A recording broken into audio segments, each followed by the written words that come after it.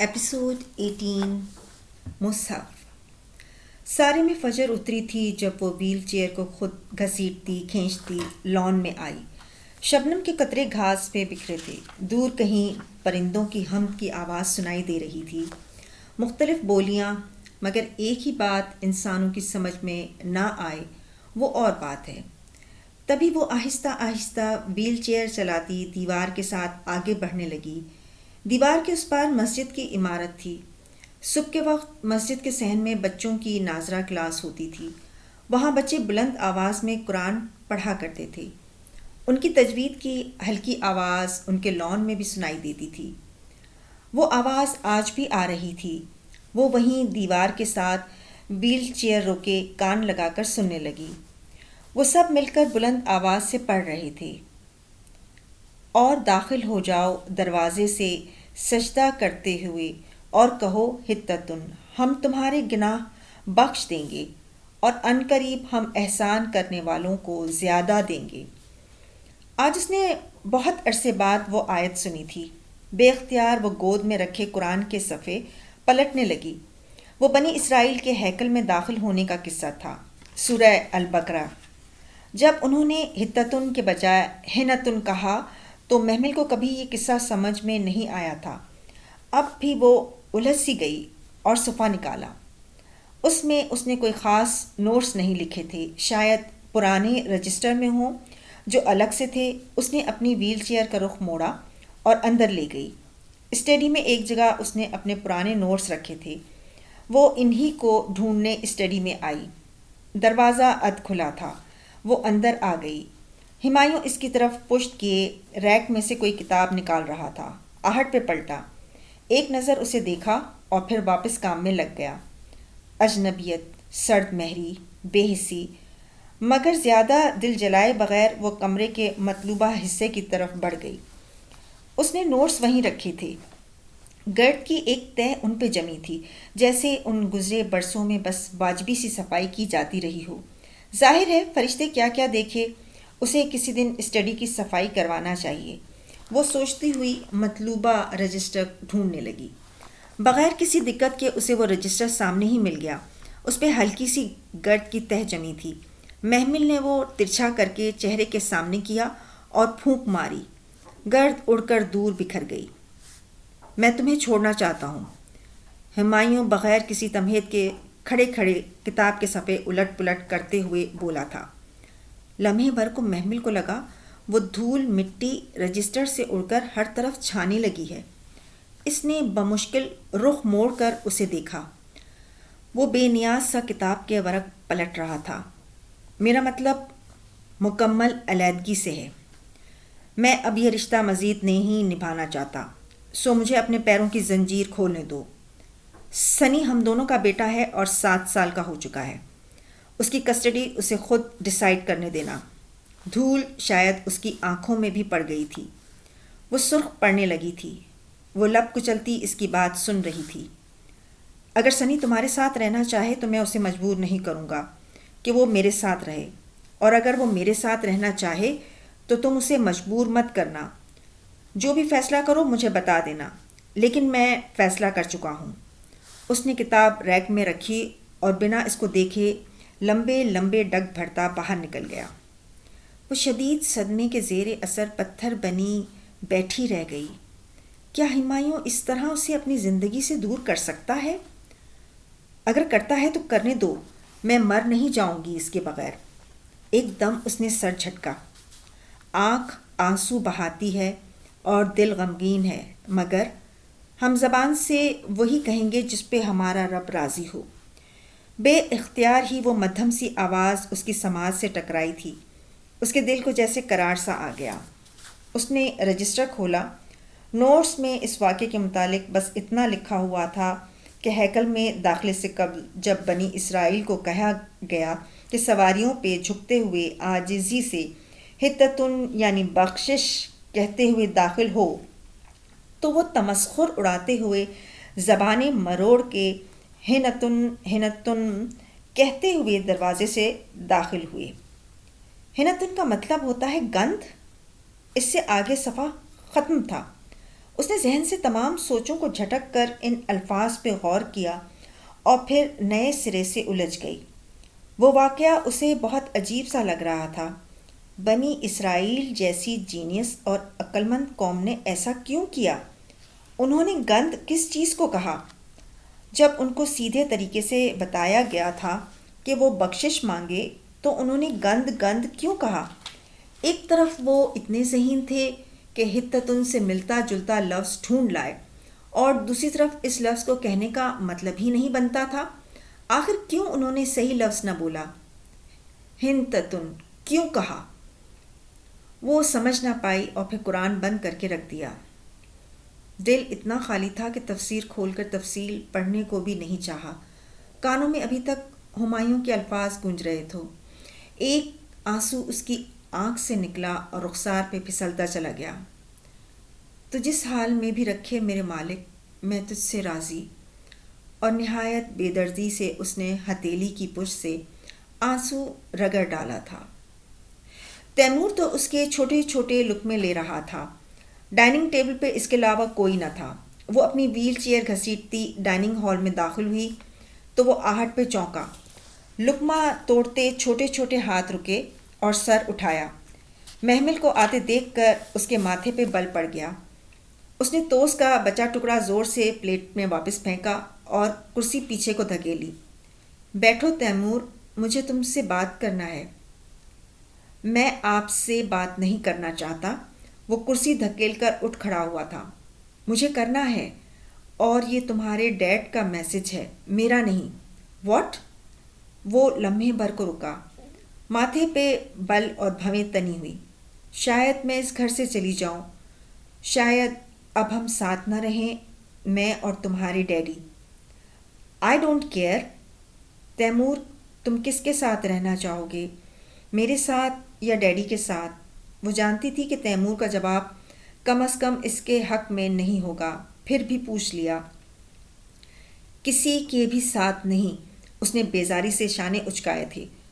مگر بیٹا، آپ کو کسی کے ساتھ تو رہنا ہی ہوگا۔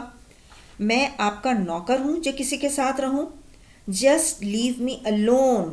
وہ ایک دم زور سے چیخا تھا اور پھر کرسی کو ٹھوکر مارتا اندر چلا گیا۔ وہ تعصب سے اسے دور جاتے دیکھتی رہی۔ یہ تلخ لہجہ، یہ بد مزاجی، یہ اندر بھرا زہر، یہ کس نے تیمور کے اندر ڈالا؟ اور اس سے پہلے کہ وہ اس کے باپ کو مورد الزام ٹھہراتی، ایک منظر سا اس کی نگاہوں کے سامنے بننے لگا۔ جینز کرتے میں ملبوس اونچی پونی ٹیل والی ایک لڑکی، چہرے پہ ڈھیروں بیزاری سجائے، چلا رہی تھی، میں آپ کے باپ کی نوکر ہوں جو یہ کروں؟ اس کے مخاطب بہت سے چہرے تھے، کبھی تائی مہتاب، کبھی مسرت، کبھی کزنس، تو کبھی کوئی چچا۔ اسے وہ منہ پھٹ بد مزاج اور تلخ لڑکی یاد آئی اور اس کا رواں رواں کانپ اٹھا۔ ہاں، جو اپنے بڑوں سے جیسا کرتا ہے اس کے چھوٹے بھی اس کے ساتھ ویسا ہی کرتے ہیں، کوئی اس کے اندر بولا تھا۔ راستہ ایک ہی ہے، اس پہ انسان ایک وقت تک چلتا ہے اور پھر آخر وہ واپس اپنے قدموں کے نشانوں پہ لوٹتا ہے۔ جو ببول اگا کر جاتے ہیں ان کو لہو لہان کرنے والے کانٹے ہی ملتے ہیں، اور جنہوں نے پھول بکھیرے ہوں ان کا انتظار گلستان کر رہے ہوتے ہیں۔ محمل، کسی نے پکارا تو وہ خیالوں سے جاگی اور پھر سختی سے اپنی آنکھیں رگڑیں۔ کیا میں نے ٹھیک سنا؟ فرشتے جیسے بے یقین سی اس کے سامنے آئی۔ کیا؟ اس نے خود کو سنبھالتے ہوئے سر اٹھایا۔ محمل، تم اور ہمایوں، تم الگ ہو رہے ہو؟ وہ متحیر سی کہتی اس کے سامنے زمین پہ گھٹنوں کے بل بیٹھی اور دونوں ہاتھ اس کی گود میں دھرے۔ ہاں شاید، مگر تم نے ایسا فیصلہ کیوں کیا؟ وہ مسترب سی اس کی آنکھوں میں دیکھتی جواب تلاش کر رہی تھی۔ میں نے نہیں کیا، ہمایوں نے کیا ہے۔ کیا؟ اس نے خود تمہیں ایسا کہا ہے؟ ہاں۔ تو تم نے مان لیا؟ وہ بے یقین تھی۔ میرے پاس چوائس بچی ہے کیا؟ فرشتے ٹکر ٹکر اس کا چہرہ دیکھ رہی تھی۔ فرشتے، میرے اختیار میں نہ کل کچھ تھا نہ آج ہے۔ ہمایوں نے فیصلہ سنانا تھا، سنا دیا۔ اگر وہ میرے ساتھ نہیں رہنا چاہتا تو کیا میں اسے مجبور کروں؟ نہیں، اس نے سختی سے نفی میں سر ہلایا۔ اگر وہ علیحدگی ہی چاہتا ہے تو ٹھیک ہے، میں مصالحت کی آخری کوشش ضرور کروں گی، مگر اس سے بھیک نہیں مانگوں گی۔ پھر پھر کیا کرو گی؟ کدھر جاؤ گی؟ فرشتے، میں ہمایوں کی محتاج نہیں ہوں۔ اللہ کی دنیا بہت بڑی ہے، میں اپنے بیٹے کو لے کر کہیں بھی چلی جاؤں گی۔ تم اس کے بغیر رہ لو گی؟ کیا وہ میرے بغیر نہیں رہ رہا؟ وہ پھیکا سا مسکرائی۔ مگر کیا تم خوش رہو گی؟ اگر اللہ نے میرے مقدر میں خوشیاں لکھی ہیں تو وہ مجھے مل ہی جائیں گی، بھلے ہمایوں میرے ساتھ ہو یا نہ ہو۔ فرشتے تعصب سے اسے دیکھتی رہی۔ I am very sorry mammal, اگر تم کہو تو میں اسے اس کا فیصلہ بدلنے کو نہیں۔ اس نے تیزی سے اس کی بات کاٹی۔ آپ اس معاملے میں نہیں بولیے گا، مگر ایک دفعہ مصالحت کی ایک کوشش تو۔ پلیز فرشتے، مجھے بھکاری مت بنائیں۔ اس نے کچھ ایسی بے بسی سے کہا تھا کہ فرشتے لب کاٹتی رہ گئی۔ مگر وہ ایسا کیوں کر رہا ہے؟ کیا اس نے تمہیں وجہ بتائی ہے؟ کیا میں نہیں جانتی؟ اس نے تلخی سے سر جھٹکا۔ وہ ایک معذور عورت کے ساتھ کب تک رہے، کب تک میری خدمت کرے؟ وہ میری بیماری سے اکتا گیا ہے، میں جانتی ہوں۔ کیا یہی واحد وجہ ہے؟ اس کے علاوہ اور کیا ہو سکتی ہے؟ واللہ علم، خیر جو بھی کرنا سوچ سمجھ کرنا۔ اگر تم نے فیصلہ کر ہی لیا ہے تو اس پہ اپنے دل کو بھی راضی کر لو۔ Love you sister. اس نے اپنے ہاتھ محمل کے ہاتھوں سے ہٹائے اور ہولے سے اس کا گال تھپ تھپاتی کھڑی ہو گئی۔ بس یہ یاد رکھنا کہ میں تم سے بہت پیار کرتی ہوں، اور جب تک تم ٹھیک نہیں ہو جاتی میں تمہیں چھوڑ کر کہیں نہیں جاؤں گی، اوکے؟ محمل نے نم آنکھوں سے مسکراتے ہوئے اسبات میں سر ہلا دیا۔ جب سے ہمایوں نے علیحدگی کی بات کی تھی وہ لاکھ فرشتے کے سامنے خود کو صابر شاکر ظاہر کرتی، اندر سے وہ مسلسل ٹوٹ پھوٹ کا شکار تھی۔ اس کی یادداشت میں ہمایوں کے ساتھ بیتا ایک ہی سال تھا، باقی کے ماہ سال ذہن کے پردے پہ اترے بغیر ہی سرک گئے تھے، اور وہ ایک سال جو اس نے اس گھر میں محبتوں اور چاہتوں کے بیچ گزارا تھا، جب وہ دونوں گھنٹوں باتیں کرتے تھے، وہ کینڈل لائٹ ڈنرز، وہ لانگ ڈرائیوز، وہ روز ہمایوں کے لیے تیار ہونا، وہ ٹیرس پہ جا کر رات کو باتیں کرنا، وہ ایک ساتھ کی گئی شاپنگز، ہر شے اس کی یادداشت پر سے کسی فلم کی طرح گزرتی تھی، اور ہر یاد اس کے دل پہ مزید آنسو گراتی جاتی تھی۔ اور اگر تیمور بھی اس کے ساتھ نہ رہا تب وہ کیا کرے گی؟ کدھر جائے گی؟ اگر ہمایوں نے اسے گھر سے نکال دیا تو وہ کہاں رہے گی؟ کیا اپنے چچاؤں کے پاس؟ کیا وہ اسے رکھیں گے؟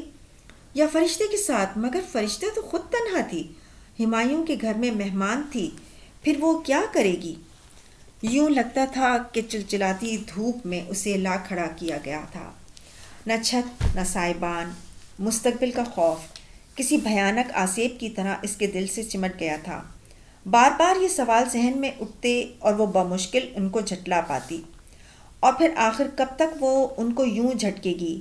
کبھی نہ کبھی تو اسے ان کا جواب چاہیے ہوگا، اور جس کتاب سے جواب مل جایا کرتے تھے اس نے صفحے بار بار ایک ہی آیت سے کھل جاتے تھے، کبھی ایک جگہ سے کھل جاتی تو کبھی دوسری جگہ سے، اور یہی قصہ سامنے آ جاتا، اور داخل ہو جاؤ دروازے سے سجدہ کرتے ہوئے اور کہو حتتن۔ مگر ہیکل سلیمانی کا دروازہ کہاں تھا؟ وہ تو بن سواری کے شہر سے نکال کر باہر کی جا رہی تھی، اندر کیسے جاتی؟ وہ سپہر بہت زرد سی تھی۔ بلقیس نے اسے بیڈ سے ویل چیئر پہ بٹھایا اور باہر لے آئی۔ تیمور لاؤنج میں صوفے پہ کتابیں پھیلائے بیٹھا تھا۔ اسے آتا دیکھ کر ایک خاموش نظر اس پہ ڈالی اور پھر نگاہیں کتاب پہ جما دیں۔ وہ پیاسی نظروں سے اسے تکتی رہی یہاں تک کہ بلقیس ویل چیئر لاؤنج کے داخلی دروازے تک لے آئی۔ دروازے کی چوکھٹ پہ لگے گلاس میں بیل بوٹوں اور نقش و نگار کے درمیان اسے صوفے پہ بیٹھے تیمور کا چہرہ نظر آیا، جو بہت غور سے اسے باہر جاتے دیکھ رہا تھا۔ بلقیس ویل چیئر لان میں لے آئی۔ تازہ ہوا کا جھونکا چہرے سے ٹکرایا تو بھورے بال پیچھے کو اڑنے لگے۔ اس نے آنکھیں موند کر لمحے بھر کو موسم کی تازگی اپنے اندر اتارنا چاہی۔ تبھی دیوار کے اس پار سے مدھم مدھم سی بھنبھناہٹ سماعت میں اتری، اور قسم ہے رات کی جب وہ چھا جاتی ہے۔ اس نے چونک کر آنکھیں کھولیں۔ اسے گھر آئے مہینہ ہونے کو آیا تھا، مگر وہ کبھی مسجد نہیں گئی تھی۔ نہ جانے کیوں بلکیس، مجھے مسجد لے چلو، ایک دم سے اس کا دل مچل گیا۔ بلکیس نے فرما برداری سے سر ہلا کر ویل چیئر کا رخ موڑ دیا۔ فرشتے کدھر ہیں؟ اس نے سوچا کہ اسے بھی ساتھ لے لے۔ وہ کھانا کھا کر سو گئی تھی۔ چلو ٹھیک ہے، وہ جانتی تھی فرشتے تھکی ہوئی ہوگی۔ صبح بھی وہ فزیو تھراپسٹ کے ساتھ محمل کی ایکسرسائز اور پھر مساج کرنے میں لگی رہی تھی، پھر سبزی لانا اور گھر کی نگرانی۔ وہ شام کو مسجد جائے گی، پھر ابھی اسے کیوں تھکائے؟ سو اس نے فرشتے کو بلانے کا ارادہ ترک کر دیا۔ مسجد کا ہرا بھرا گھاس سے مزین لان ویسا ہی خوبصورت تھا جیسا وہ چھوڑ کر گئی تھی۔ سفید ستونوں پہ کھڑی عالیشان اونچی عمارت، چمکتے سنگے مرمر کے براندے، کونوں میں رکھے سب لہلہاتے گملے، شور مچاتی دنیا سے دور، ہنگامے سے پاک، ٹھہرا ہوا کونا کونا سکون میں ڈوبا ماحول۔ مسجد کے اندر کوئی اور ہی دنیا تھی، ٹھنڈی تازگی بھری باوقار سی دنیا۔ اس کے در و دیوار سے سکون ٹپکتا تھا۔ وہ جیسے بچوں کی طرح کھل اٹھی تھی، آنکھوں میں چمک آ گئی، اور پھر بے اختیار ادھر ادھر گردن گھماتی وہ ہر شے دیکھ لینا چاہتی تھی۔ بلکیس آہستہ آہستہ ویل چیئر آگے بڑھا رہی تھی۔ براندے میں سنگ مرمر کی چمکتی سیڑھیاں اترتی تھیں، ان پر مسلسل اوپر نیچے لڑکیاں آ جا رہی تھیں، سفید یونیفارم کے اوپر لائٹ گرین اسکارف کلر کے اسکارف پہنے وہ مسکراتی ہوئی خوش باش لڑکیاں ہاتھوں میں قرآن اور کتابیں پکڑے ہر کسی کو مسکرا کر سلام کرتی آس پاس نظر آ رہی تھیں۔ وعلیکم السلام، وعلیکم السلام، وہ مسکرا کر ہر ایک کے سلام کا جواب دے رہی تھی۔ وہ وہاں کسی کو نہیں جانتی تھی اور کوئی اسے نہیں جانتا تھا، پھر بھی سلام کرنا اور سلام میں پہل کرنے کی حرص رکھے ہر کوئی پاس سے گزرتے ہوئے سلام کرتا تھا۔ اس کا پور پور خوشی میں ڈوب رہا تھا۔ یہ ماحول، یہ در و دیوار، یہ تو اس کی ذات کا حصہ تھے۔ وہ کیسے اتنا عرصہ ان سے کٹی رہی؟ وہ نم آنکھوں سے مسکراتے ہوئے ویل چیئر پہ بیٹھی مسلسل سب کے سلام کا جواب دے رہی تھی۔ نہ کسی نے رک کر طرز سے پوچھا کہ اس کو کیا ہوا ہے، نہ کسی نے ترہم بھری نگاہ ڈالی، نہ کوئی تجسس، نہ کریت۔ وہ کونے میں ویل چیئر پہ بیٹھی ساری چہل پہل دیکھ رہی تھی۔ پھر کتنی ہی دیر وہ ادھر ہی بیٹھی رہی، یہاں تک کہ بلکیس نے مرکز تک جانے کی اجازت مانگی۔ رات صاحب کے کوئی سرکاری مہمان آنے ہیں اور فرشتے بی بی نے مجھے گوشت بنوانے کو کہا تھا، میں بھول ہی گئی، آپ بیٹھو میں لے آتی ہوں۔ نہیں، میں بھی تمہارے ساتھ جاؤں گی، آج دل کر رہا ہے دنیا کو پھر سے دیکھنے کا۔ ایک لوہی سی چمک نے محمل کے چہرے کا احاطہ کر رکھا تھا۔ وہ اس ماحول میں آ کر جیسے بہت خوش تھی اور اس خوشی کو اپنے اندر سمیٹ کر اب وہ دنیا کا مقابلہ کرنے کو تیار تھی۔ آج اسے بازار جانے سے ڈر نہیں لگ رہا تھا۔ بلکیس عادتاً چھوٹی موٹی ادھر ادھر کی باتیں کرتی اس کی ویل چیئر چلاتی مرکز تک لے آئی۔ مرکز وہاں سے بہت قریب پڑتا تھا۔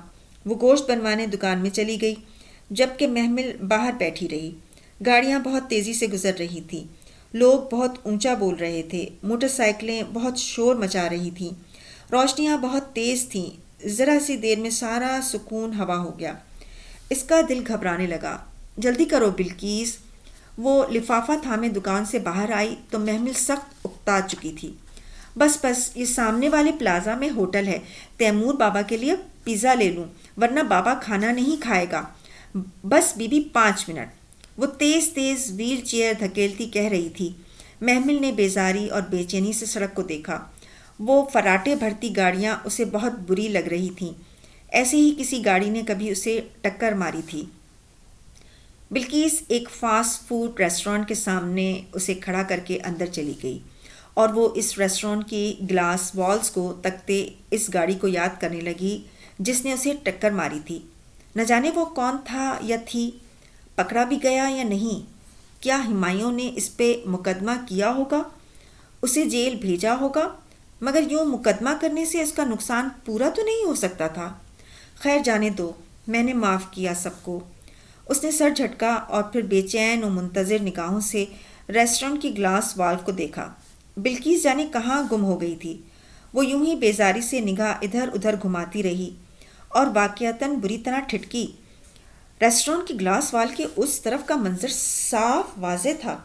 کونے والی میز پہ بیٹھا وہ مسکراتے ہوئے والیٹ کھولتا ہمایوں ہی تھا۔ وہ یکٹک اس کی مسکراہٹ کو دیکھی گئی۔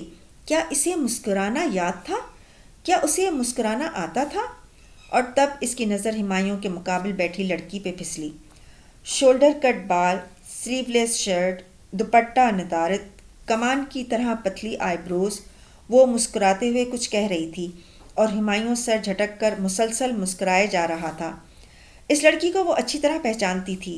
وہ آرزو تھی، وہ واقعی آرزو تھی۔ ہمایوں اب والیٹ سے چند نوٹ نکالتے ہوئے کچھ کہہ رہا تھا، جبکہ وہ ہنستے ہوئے نفی میں سر ہلا رہی تھی۔ دونوں کے درمیان بے تکلفی واضح اور عیاں تھی۔ تو یہ بات تھی ہمایوں داؤد، تمہیں آرزو ہی ملی تھی؟ اس نے غم سے لب کاٹتے ہوئے سر جھٹکا تھا۔ فرشتے ٹھیک کہتی تھی۔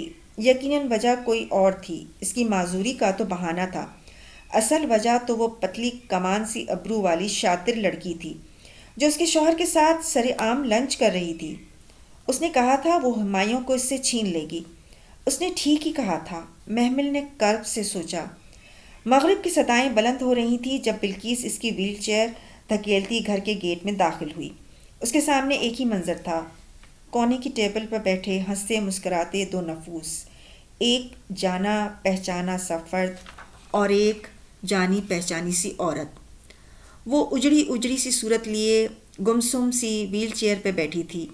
بلکیس کب اسے کمرے تک لائی اسے کچھ علم نہ تھا۔ کسی نے اس کا شانہ ہلایا تو وہ چونکی اور پھر گردن اٹھا کر سامنے دیکھا۔ فرشتے حیران سی اس کے سامنے کھڑی تھی، زرد شلوار قمیض میں ملبوس، دوپٹہ شانوں پہ پھیلائے۔ اس نے گیلے بھورے بال سمیٹ کر دائیں شانے پر ڈال رکھے تھے۔ شاید ابھی وہ نہا کر آئی تھی۔ کدھر گم ہوں محمل؟ کب سے تمہیں بلا رہی ہوں۔ وہ پنجوں کے بل اس کے سامنے کارپیٹ پہ بیٹھی اس کے دونوں ہاتھ تھام لیے۔ دائیں شانے پر پڑے اس کے گیلے بالوں سے پانی کے قطرے ٹپک کر دامن کو بھگو رہے تھے۔ آپ ٹھیک کہتی تھیں فرشتے۔ وہ جیسے ہار گئی تھی۔ فرشتے کو لگا وہ رو رہی ہے مگر اس کے آنسو باہر نہیں اندر گر رہے تھے۔ میں نے آج خود ان دونوں کو دیکھا ہے۔ کن دونوں کو؟ وہ بری طرح چونکی۔ ہمایوں اور آرزو کو۔ آرزو؟ اسد انکل کی بیٹی آرزو؟ ہاں وہی۔ کیا اسد چچا کی ڈیتھ ہو گئی ہے؟ تم نے انہیں کدھر دیکھا؟ وہ اس کا سوال نظر انداز کر گئی تھی۔ مرکز کے ایک ریسٹورنٹ میں۔ وہ دونوں لنچ کر رہے تھے یا شاید ہائی ٹی۔ فرشتے ہمایوں ہنس رہے تھے۔ میں تو سمجھی تھی وہ ہنسنا ہی بھول گئے ہیں، مگر یہ بھی ہو سکتا ہے کہ پتہ نہیں۔ مگر وہ متذبذب تھی، کچھ کہتے کہتے رک گئی۔ مجھے پتہ ہے وہ آرزو کی وجہ سے میرے ساتھ یوں کر رہے ہیں۔ اس نے کہا تھا کہ وہ ہمایوں کو مجھ سے چھین لے گی اور اس نے یہ کر دکھایا۔ کیا وہ کبھی اس گھر میں آئی ہے؟ ہاں، وہ اکثر آتی رہتی ہے، مگر تمہارے گھر شفٹ ہو جانے کے بعد وہ کبھی نہیں آئی۔ واقعی؟ اسے حیرت بھی ہوئی اور غصہ بھی آیا۔ آخر وہ کس حیثیت سے آئی تھی اس کے گھر؟ آپ نے اسے نکالا کیوں نہیں؟ اندر کیوں آنے دیا؟ یہ میرا گھر نہیں ہے محمل، مجھے اس کا حق نہیں ہے۔ محمل چپ سی ہو گئی۔ اس کے پاس کہنے کو تو کچھ نہیں بچا تھا۔ ہمایوں کے کچھ گیسٹ آنے ہیں کھانے پہ، ابھی پہنچنے والے ہوں گے، میں ذرا کچن دیکھ لوں۔ وہ اس کے ہاتھوں سے ہاتھ نکال کر اٹھ کھڑی ہوئی۔ گیلے بال شانے سے پھسل کر کمر پہ جا گرے۔ آپ بہت اچھی ہیں فرشتے، وہ کہے بغیر نہ رہ سکی۔ وہ تو مجھے پتہ ہے۔ وہ نرمی سے مسکرائی اور زرد دوپٹے کا پلو سر پہ ڈالا، پھر اچھی طرح چہرے کے گرد حصار سا بنا کر دایاں پلو بائیں کندھے پہ ڈال دیا، یوں کہ بال اور کان چھپ گئے۔ تم آرام کرو۔ وہ باہر نکل گئی اور محمل وہیں اداس ویران سی بیٹھی رہ گئی۔ باہر سے چہل پہل کی مدھم مدھم آوازیں آ رہی تھیں۔ کافی دیر بعد اس نے کھڑکی سے ہمایوں کی گاڑی کو آتے دیکھا تھا۔ اس کے ہمراہ 2-3 معزز اشخاص بھی تھے۔ ہمایوں اسی لباس میں تھا جس میں ابھی شام میں آرزو کے ساتھ بیٹھا تھا۔ گویا وہ واقعی وہی تھا، یہ اس کا وہم نہ تھا۔ وہ حسرت و یاس سے کھڑکی سے لگی ان کو اندر جاتے دیکھتی رہی۔ اس کے کمرے میں اندھیرا اتر آیا تھا، باہر روشنی تھی، باہر والے اسے نہیں دیکھ سکتے تھے، اور وہ باہر والا تو شاید اب کبھی بھی اسے نہ دیکھ سکے۔ اس کے پاس اب بہتر انتخاب تھا، جوان، اسٹائلش، زندگی سے بھرپور عورت۔ بے شک وہ محمل کی طرح خوبصورت نہ تھی، مگر اس کی تراش خراش کی گئی شکل اب محمل سے حسین لگتی تھی۔ کیا کبھی حالات بدلیں گے؟ کیا کبھی ہمایوں لوٹے گا؟ کیا کبھی اس کی معذوری ختم ہوگی؟ کیا کبھی تیمور اس کے پاس آئے گا؟ کیا یہ گھر اس کا رہ سکے گا؟ کیا وہ در بدر کر دی جائے گی؟ کیا وہ بے سہارا چھوڑ دی جائے گی؟ اندر کا خوف اور بے بسی آنسوؤں کی صورت میں آنکھوں سے نکل کر چہرے پہ لڑھکنے لگی۔ مستقبل ایک بھیانک سیاہ پردے کی مانند ہر طرف چھاتا دکھائی دے رہا تھا۔ اس نے کرب سے آنکھیں میچ لیں۔ اللہ ہر اس چیز سے بڑا ہے جس سے میں ڈرتی اور خوف کھاتی ہوں۔ رسول اللہ صلی اللہ علیہ وآلہ وسلم کی دعا کا وہ ایک کلمہ وہ بار بار زیر لب دہرا رہی تھی، یہاں تک کہ اندر کرب قدرے کم ہوا اور ذرا سا سکون آیا تو اس نے دعا کے لیے ہاتھ اٹھائے۔ اگر ان لوگوں نے مجھے چھوڑ ہی دینا ہے، نکال ہی دینا ہے، تو مجھے کسی بے قدرے کے حوالے مت کرنا۔ میرے مالک، کوئی امید کا سرا دکھا دے، کوئی روشنی دکھا دے۔ وہ بنا لب ہلائے دعا کے لیے اٹھے ہاتھوں کو دیکھ رہی تھی، آنکھوں سے آنسو اسی طرح بہہ رہے تھے۔ پھر جب وہ بہت رو چکی تو چہرہ پہنچا اور سائڈ ٹیبل پہ رکھا اپنا سفید کور والا قرآن اٹھایا۔ اس کے فرنٹ کور پر مٹا مٹا سا میم اسی طرح لکھا تھا۔ اسے یاد نہ تھا کہ اس نے آخری دفعہ تلاوت کدھر چھوڑی تھی، پتہ نہیں نشان کہاں لگایا تھا یا نہیں، بس جہاں سے صفحہ کھلا اس نے پڑھنا شروع کر دیا۔ لاشعوری طور پر وہ اللہ تعالیٰ سے رہنمائی چاہتی تھی، اور کس کی بات اس شخص کی بات سے زیادہ اچھی ہو سکتی ہے جو اللہ کی طرف بلائے اور اچھے عمل کرے اور کہے، بے شک میں مسلمانوں میں سے ہوں۔ اس نے اگلی آیت پڑھی، اور بھلائی اور برائی برابر نہیں ہو سکتی، سو برائی کو اس طریقے سے دور کرو جو بہترین ہو۔ پھر دفتن وہ شخص جس کے اور تمہارے درمیان عداوت ہے یوں ہو جائے گا گویا کہ تمہارا حمیم، گہرا جانثار دوست ہو۔ اس نے اچنبے سے ان آیات کو دیکھا۔ کیا اب بھی کوئی امید تھی کہ وہ شخص اس کا حمیم، گہرا جانثار دوست بن سکتا ہے؟ اب تو کچھ باقی نہیں رہا تھا، سب ختم ہو گیا تھا۔ اس نے اس آیت کو دوبارہ پڑھا۔ بہت ہی عجب ماجرا تھا۔ آج وہ اپنے شوہر کو ایک دوسری عورت کے ساتھ خوش گپیاں کرتے ہوئے دیکھ آئی تھی، اپنے اس شوہر کو جو برملا اس سے علیحدگی کا اختیار کرنے کا کہہ چکا تھا۔ اس کا اپنا بچہ اس سے بدکتا تھا، اس سے نفرت کرتا تھا۔ اس کی بے انتہا پر امید رہنے والی بہن بھی آج خاموش تھی۔ آج اس نے بھی امید نہیں دلائی تھی کہ ہمایوں کا رویہ سب کے سامنے تھا۔ اس نے پھر سے پڑھا، پھر دفعتاً وہ شخص جس کے اور تمہارے درمیان عداوت ہے یوں ہو جائے گا گویا تمہارا حمیم ہو، اور اس خوبی کو ان لوگوں کے سوا کوئی نہیں حاصل کر سکتا جو بہت صبر کرتے ہیں، اور اس خوبی کو ان کے علاوہ کوئی نہیں حاصل کر سکتا جو بڑی قسمت والے ہوتے ہیں۔ میں اتنی صبر کرنے والی اور بڑی قسمت والی کہاں ہوں اللہ تعالیٰ؟ اس نے یاس سے سوچا تھا۔ کیا وہ واقعی کبھی بھی ان عداوتوں کو پگھلا نہیں سکے گی؟ کیا اسے مایوس ہو جانا چاہیے؟ باہر سے چہل پہل کی آوازیں بدستور آ رہی تھیں۔ محمل کے کمرے کے سامنے ہی ڈرائنگ روم اور ڈائننگ روم تھا۔ اس نے قرآن بند کر کے شیلف پہ رکھا اور ویل چیئر کو گھسیٹتی ہوئی کھڑکی کے پاس آئی۔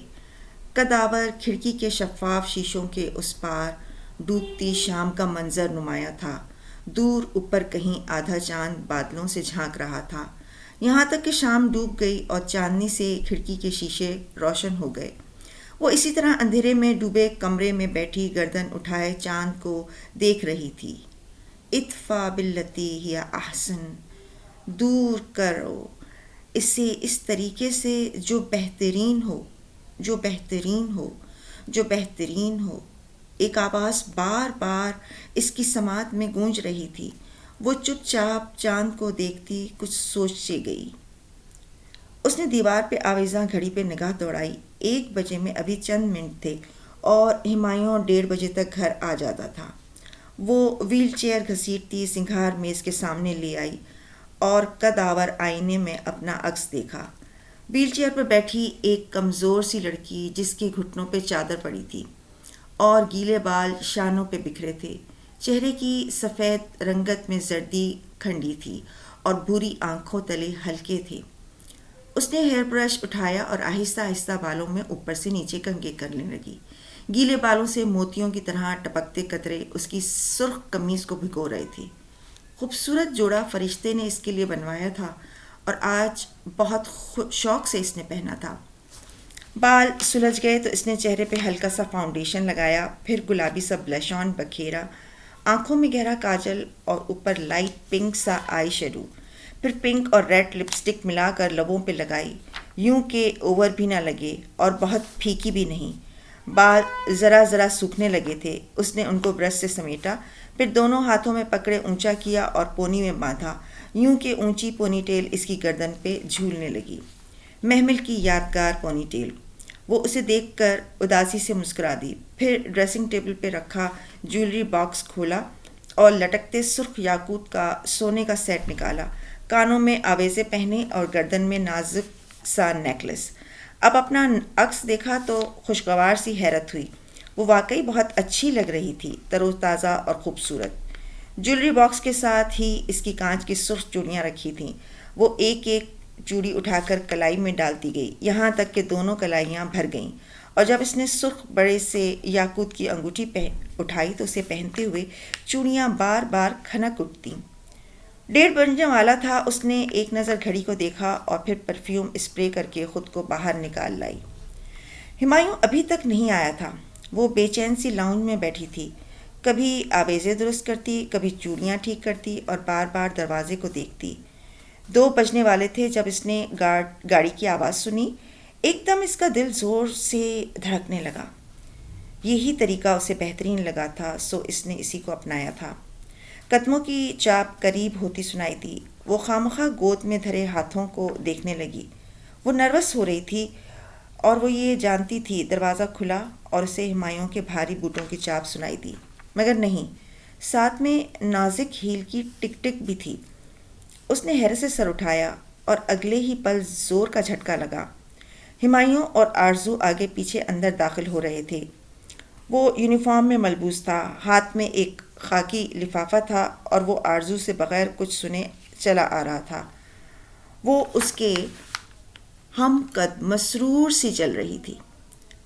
وائٹ ٹراؤزر پہ پنک گھٹنوں تک آتی شرٹ اور دوپٹہ ناپید، کمان کی سی پتلی ابروز اور تیکھی نگاہیں۔ اسے سامنے بیٹھے گردن اٹھائے خود کو دیکھتے ان دونوں کے قدم ذرا سے سست ہوئے۔ چند لمحے وہ شدید صدمے کی حالت میں دیکھتی رہی، مگر پھر سنبھل گئی۔ بظاہر سکون سے ان دونوں کو آتے دیکھا اور اسی سکون سے سلام کیا۔ السلام علیکم۔ وعلیکم السلام، ہمایوں نے جواب دے کر ایک نظر آرزو کو دیکھا جو سینے پہ بازو باندھے تیکھی نگاہوں سے محمل کو دیکھ رہی تھی۔ اس کی نگاہوں میں واضح استہزاء تھا۔ میں آپ کا انتظار کر رہی تھی ہمایوں، مجھے آپ سے بات کرنی ہے۔ وہ آرزو کو یکسر نظر انداز کیے سپاٹ لہجے میں ہمایوں سے مخاطب تھی۔ مجھے بھی تم سے بات کرنی ہے، وہ سنجیدگی سے کہتا اس کے سامنے صوفے پہ بیٹھا۔ خاکی لفافہ ابھی تک اس کے ہاتھ میں تھا۔ ٹھیک ہے، آپ بتائیں۔ وہ دونوں آمنے سامنے بیٹھے تھے اور آرزو اسی طرح سینے پہ بازو لپیٹے اکھڑی اکھڑی سی کھڑی تھی۔ چند لمحے خاموشی حائل رہی۔ ہمایوں ہاتھ میں پکڑے خاکی لفافے کو دیکھتا رہا، جیسے کچھ کہنے کے لیے الفاظ تلاش کر رہا ہو۔ اس نے سر اٹھایا اور انہی سنجیدہ نگاہوں سے محمل کا چہرہ دیکھا۔ میں شادی کر رہا ہوں۔ ایک لمحے کو سکوت چھا گیا، مگر نہ آسمان گرا، نہ زمین پھٹی، نہ ہی کوئی طوفان آیا۔ اس نے بہت صبر سے اس کی بات سنی اور پھر سوالیہ ابرو اٹھائے۔ تو یہ کہ ہم دونوں کو الگ ہو جانا چاہیے۔ یہ لو۔ اس نے خاکی لفافہ محمل کی طرف بڑھایا، جسے اس نے دایاں ہاتھ بڑھا کر تھاما۔ دونوں لمحے بھر کو رکے. دونوں نے اس وقت خاکی لفافہ تھام رکھا تھا، مگر وہ بس ایک لمحے کا فسوں تھا. پھر ہمایوں نے ہاتھ کھینچ لیا اور محمل نے سپاکی سے لفافہ چاک کیا. کیا ہے اس میں ہمایوں صاحب؟ کیا میرا طلاق نامہ ہے؟ اندر سے طے شدہ کاغذ نکالتے ہوئے وہ بہت آرام سے بولی تھی. وہ خاموش رہا. محمل نے کاغذ کی تہیں کھولیں. وہ واقعی طلاق نامہ تھا. ہمایوں کے دستخط، محمل کا نام. نہ اس کے ہاتھ سے لفافہ پھسلا، نہ وہ چکرا کر گری. بس ایک نظر میں پورا صفحہ پڑھ ڈالا اور پھر گردن اٹھائی. لمحوں میں ہی اس نے سارے فیصلے کر لیے تھے.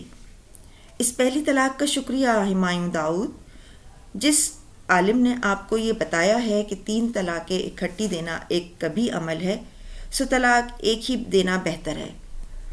تو اس نے یقیناً یہ بھی بتایا ہوگا کہ اب عدت کے 3 ماہ میں اسی گھر میں گزاروں گی. کیا نہیں بتایا؟ مجھے معلوم ہے.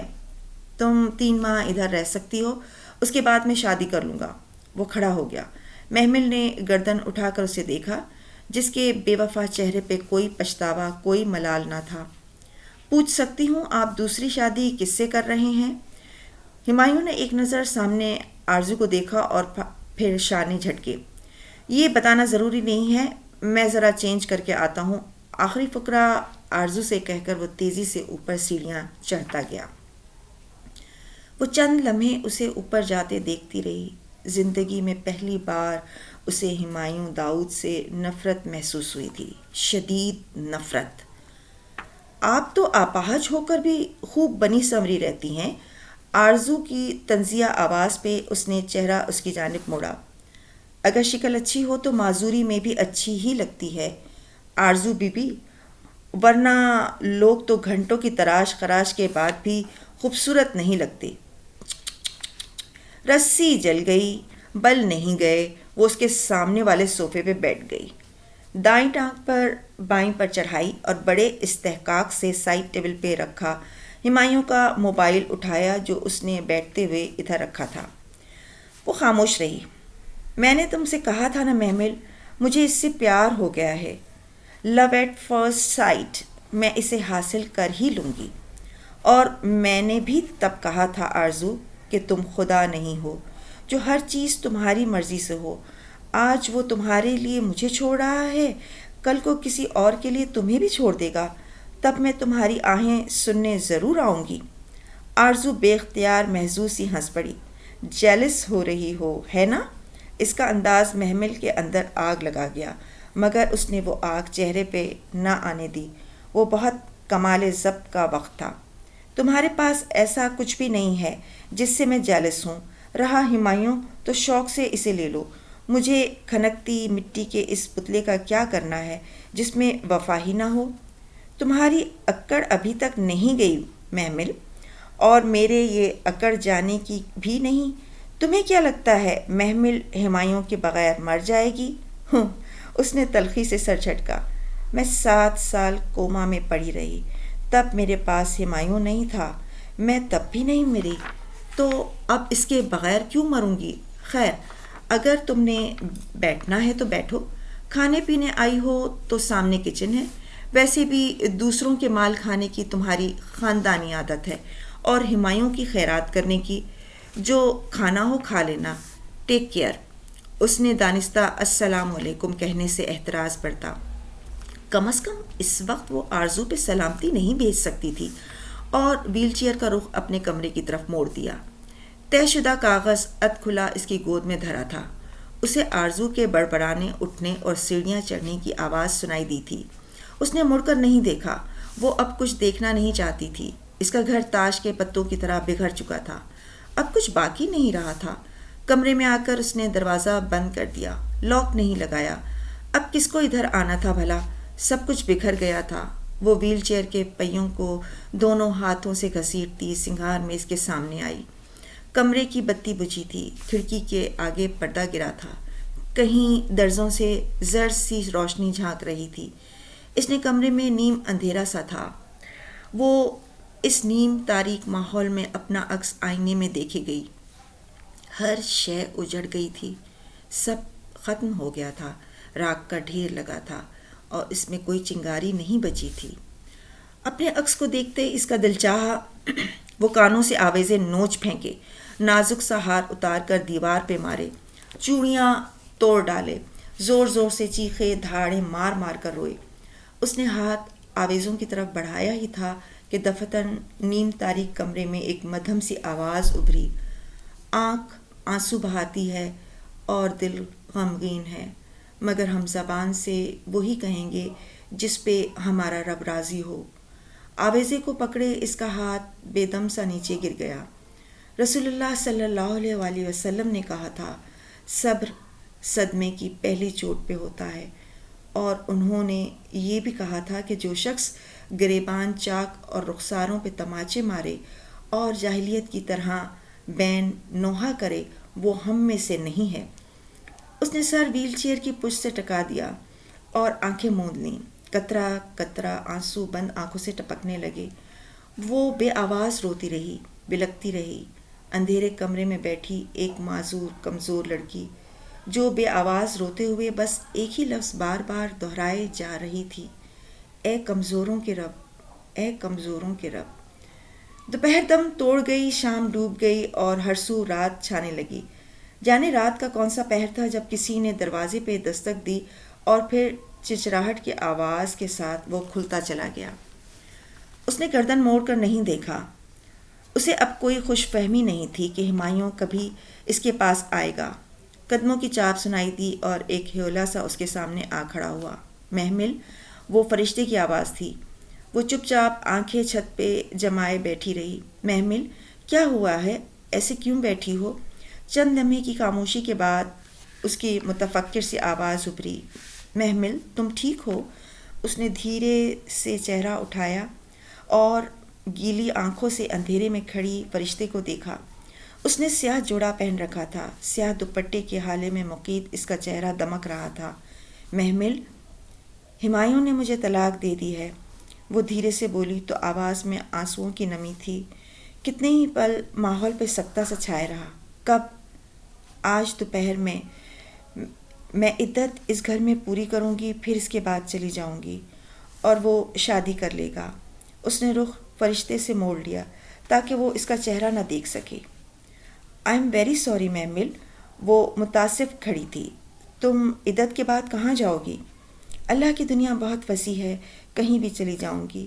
کیا تم خود کو اتنا اسٹرانگ فیل کرتی ہو کہ حالات کا مقابلہ کر لو گی؟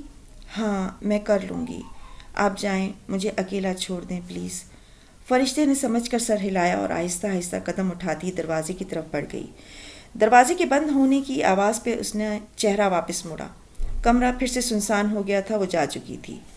وہ رات بہت عجیب رات تھی۔ محمل نے اتنی ویران رات کبھی نہیں گزاری تھی، تب بھی نہیں جب وہ مسجد کی دیوار پھلانگ رہی تھی، تب بھی نہیں جب اسے اس کی جائیداد اور گھر سے محروم کر کے باہر نکال دیا گیا تھا، تب بھی نہیں جب اس کی ماں مری تھی، اور تب بھی نہیں جب وہ 7 سال بعد کومے سے جاگی تھی۔ ایسی رات پہلے کبھی نہیں آئی تھی۔ وہ ویل چیئر کی پشت سے سر ٹکائے نم آنکھوں سے چھت کو دیکھتی رہی۔ پردوں سے چھن چھن کر اندر آتی چاندنی میں پردے یوں چمک رہے تھے جیسے چاندنی کے ورق ہوں۔ زندگی ایک دم گویا ختم سی ہو گئی تھی۔ ہر طرف اندھیرا تھا، اس کے پاس آگے چلنے کی کوئی امید نہ رہی تھی۔ ہمایوں اس کا نہیں رہا تھا، تیمور اس کا نہیں رہا تھا، نہ کسی رشتہ دار کا آسرا تھا، اور رہی فرشتے تو وہ اس کے جانے کے بعد مسجد شفٹ ہو جاتی۔ وہ کب تک فرشتے کو اپنی وجہ سے پابند رکھتی؟ وہ دنیا میں اکیلی رہ گئی تھی، اس کا کوئی نہیں تھا، کوئی نہیں، کوئی نہیں، کوئی بھی نہیں۔ رات یوں ہی خاموشی سے بیتتی گئی۔ وہ اسی طرح برف کا مجسمہ بنی ویل چیئر پہ پڑی رہی۔ پردوں کی چمک ختم ہوتی گئی اور کمرے میں مہیب گھپ اندھیرا چھا گیا۔ اسے اس اندھیرے سے خوف آنے لگا۔ وہ آنکھیں پھاڑ پھاڑ کر تاریکی میں دیکھنے کی سعی کرنے لگی، اور تب ہی کھڑکی کے کناروں میں صبح کاذب کی نلاہٹ ابھرنے لگی۔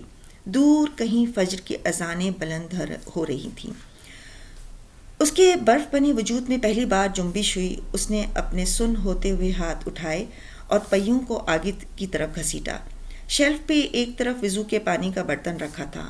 محمل نے وضو کیا اور نماز پڑھی۔ پھر جب دعا کے لیے ہاتھ اٹھائے تو کوئی دعا ذہن میں نہ آئی، بس ایک وہی لفظ اے کمزوروں کے رب لبوں پہ اترا۔ اس نے کئی بار اسے دہرایا۔ آنکھوں سے ٹپ ٹپ آنسو گرنے لگے تو اس نے آمین کہہ کر چہرے پہ ہاتھ پھیر لیے۔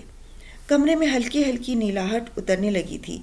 وہ ویل چیئر کو شیلف کے قریب لائی جہاں ٹیپ ریکارڈر اور 7 کیسٹوں کا ڈبہ رکھا تھا۔ اس نے بنا دیکھے ایک کیسٹ لگا لی اور ٹیپ میں ڈال کر پلے کا بٹن دبا دیا۔ کہیں درمیان سے تلاوت شروع ہوئی تھی، اور کس کی بات اس شخص کی بات سے زیادہ اچھی ہو سکتی ہے جو اللہ کی طرف بلائے۔ وہ حیرت سے چونکی، یہ آیت تو پرسوں اس نے پڑھی تھی، پھر یہی کیوں لگ گئی؟ اور بھلائی اور برائی برابر نہیں ہو سکتی۔ وہ حیران سی سن رہی تھی۔ اللہ اسے یہ آیات پھر سے کیوں سنوا رہا تھا؟ یہ آیات تو گزر چکی تھی، پھر دوبارہ کیوں؟ برائی کو اس طریقے سے دور کرو جو بہترین ہو۔ قاری صاحب کی آواز پڑھتے ہوئے بھرا گئی تھی۔ وہ الجھ سی گئی۔ اللہ اسے کیوں پھر سے وہی بات بتا رہا تھا؟ وہ شخص تو اب سارے تعلق کاٹ چکا تھا، اب تو کوئی امید باقی نہیں رہی تھی، پھر کیوں اسے برائی کو بہترین طریقے سے دور کرنے کو کہا جا رہا تھا؟ وہ میرا حمیم جانثار دوست نہیں بن سکتا۔ اللہ تعالیٰ، اس نے مجھے طلاق دے دی ہے، وہ مجھے 3 ماہ بعد گھر سے نکال دے گا، اب تو درمیان کا کوئی راستہ نہیں رہ گیا، پھر آپ کیوں مجھے اس عداوت کو دور کرنے کا کہہ رہے ہیں؟ وہ ایک دم رو پڑی تھی۔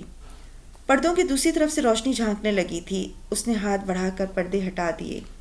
باہر لان میں صبح اتر رہی تھی، گہری سیاہ رات کے بعد اترتی صبح۔ برائی کو اس طریقے سے دور کرو جو بہترین ہو۔ گھاس پہ تیمور بیٹھا تھا، نیکر شرٹ میں ملبوس، سوئی سوئی آنکھوں لیے وہ گھاس پہ بیٹھی بلی کی کمر پر پیار سے ہاتھ پھیر رہا تھا۔